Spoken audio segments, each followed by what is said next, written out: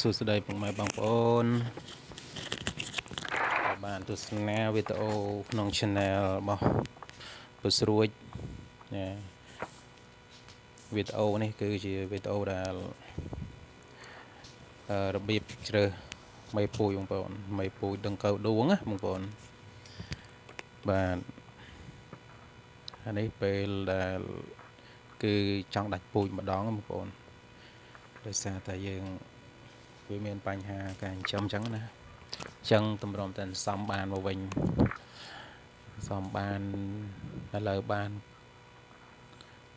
ក្រែលបងប្អូនបានក្រែលនោះបានពីរហើយដែលយើងជ្រើសនេះអឺខ្លះក៏ញាស់បងប្អូនទៅញាស់បានប្រហែលជា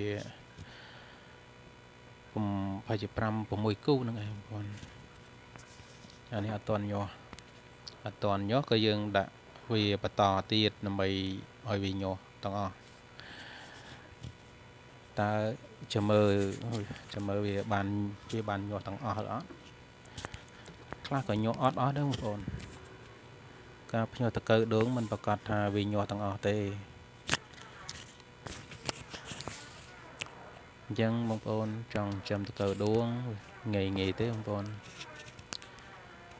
តម្រាំតែយើងបានហូបវាអាចខ្ទឹងមួយខែជាងបងប្អូនកុំតកៅ